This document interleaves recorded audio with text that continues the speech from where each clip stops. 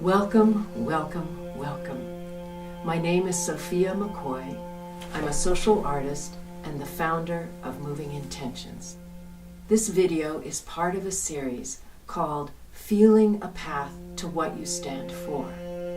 Today, I'm standing for navigating change during global warming. Why is climate change important to me?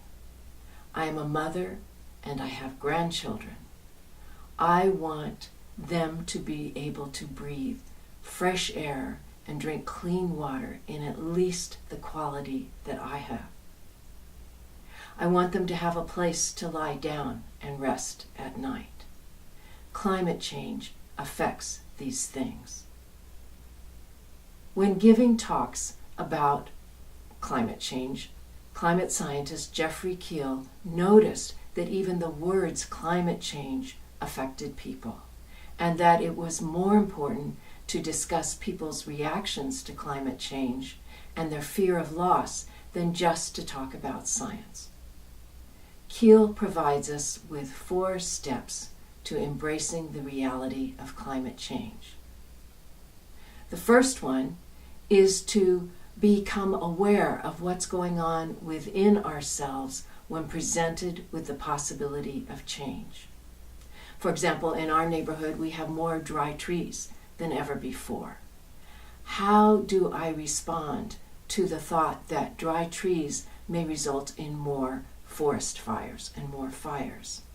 Well, first I felt panicky and some urgency around it, and sitting with that, we decided to make some grab-and-go bags, and that helped me be more comfortable with that possibility. The second step is to notice where we're conflicted around climate change. So for me, do I need to give up flying in order to reduce the impact of fossil fuels? And that's when I measure. Thirdly, release the need to know all the answers. We fear being wrong, and then we are reluctant to approach these complex questions. Finally, Keel says, as we transform ourselves, we'll transform the world. So it's valuable to pay attention to transforming ourselves. I'm reminded of Paul Hawken's statement in the book that he edited, Drawdown. And the Drawdown is also called the most comprehensive plan ever proposed to reverse global warming. So in the preface he says, if we consider that global warming is happening for us, an atmospheric transformation that inspires us to reconsider and change everything we make and do, we begin to live in a different world. To me, this is a very empowering statement, so I'm going to say it again. If we consider that global warming is happening for us, that it's an atmospheric transformation that inspires us to change and reimagine everything we make and do, we begin to live in a different world. I'm about to offer a surprising and short piece of movement to inspire us to reimagine our world. Viewing it can help us go through the steps that Keel has offered us about embracing climate change. I begin with an intention about climate change that I have written for myself. As an artist, by calming my mind, my body intelligence gives me insight about my intention. My intention is this. In this time of climate change, I am making decisions to sustain life on our planet for ourselves and our children's children. I cooperate with the balancing power of nature. You may well ask, what do I mean by cooperating with the balancing power of nature? How does anyone communicate with nature? As an artist, I can call upon nature as my artistic muse. How do you communicate with nature? Do you go outside and feel your feet on the ground? Or look at a leaf or stone? Or smell rain on pavement? Are you a scientist that measures water temperature or changes over geologic time? Do you have a body that learns to walk and cries and laughs and has sex and ages? The question of how we communicate with nature is a very interesting one for our time.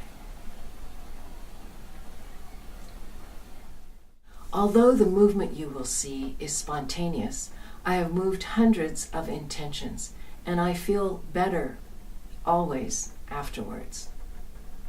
You might view it as a dream, where you don't understand it right away, but you know that you have some feelings, and discover what you feel about this movement. To be ready to watch, it helps to become more aware of your own body. So I ask you if you'll now join me in a couple of exercises. First, to tense up your fists and your arms and your shoulders and your face and your thighs and your legs and your feet. Hold it and let it go. And then tense another time, your whole body, your insides, and release it, relax. And now we'll take 3 deep breaths in and exhale.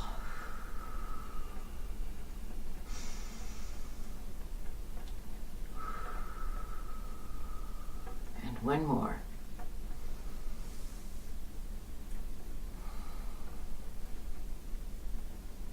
We are ready to begin. I will now change my state of concentration.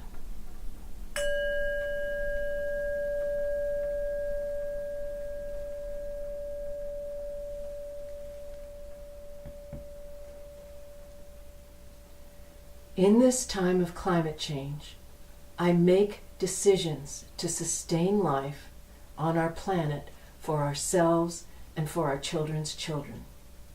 I cooperate with the balancing power of nature.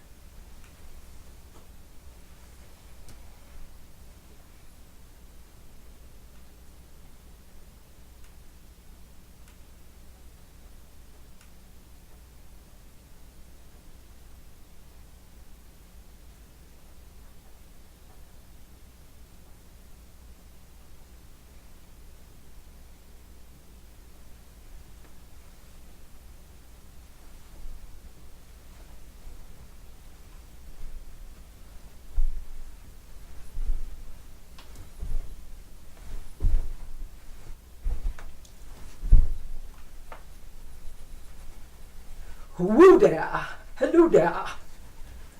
Ooh yeah, ooh yeah, ooh yeah.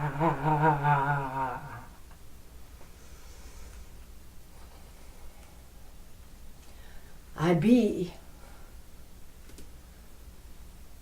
Ooh yeah, ooh yeah, ooh yeah, ooh yeah.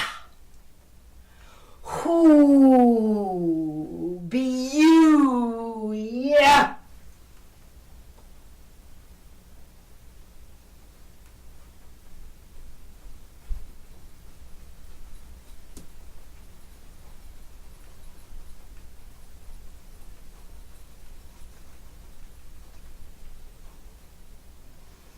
Yahoo! Yahoo!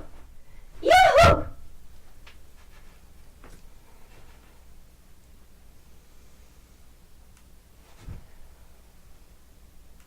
Stirs the pot.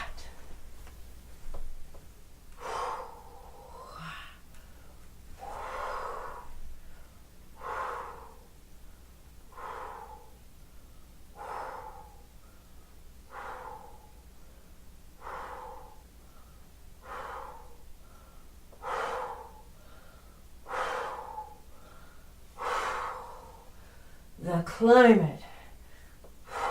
She's changing.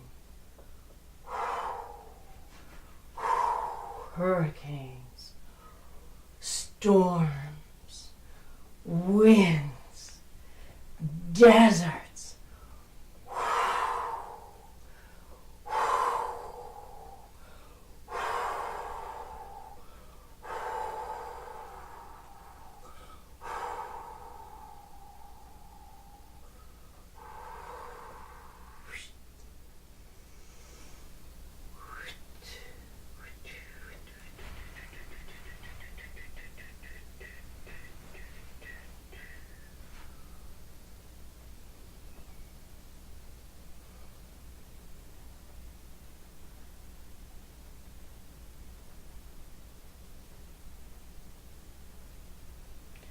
We touch one another.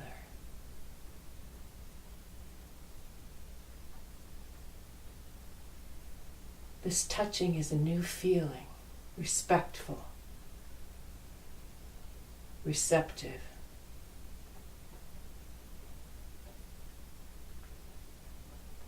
Proud, determined, in relation.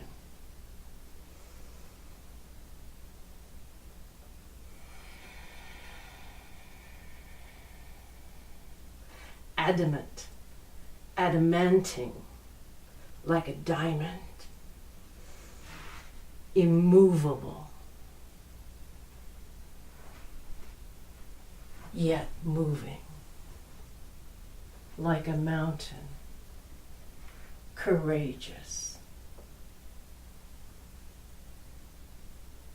sure-footed, and certain, like the wind, pervading,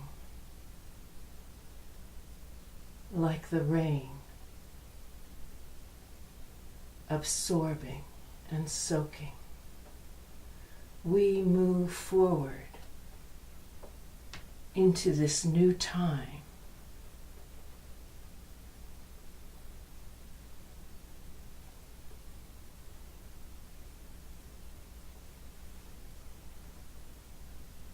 Now.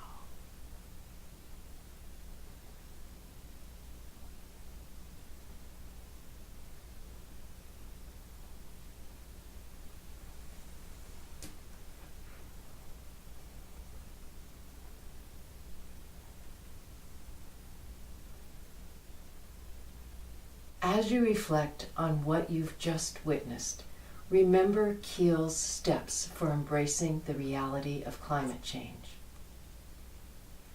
First, become aware of your breath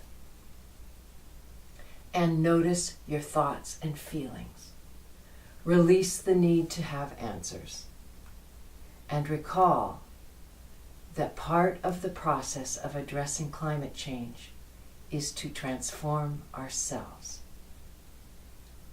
So with this awareness of breath and feelings and thought, I'm in a better place from which to take action. What action you take is completely up to you. If you're looking for a place to start, here's a few suggestions. You might look at a website about climate change. The National Geographic has a nice website, www.nationalgeographic.org/education/actonclimate. As we did in our neighborhood, form an emergency preparedness group and make it fun.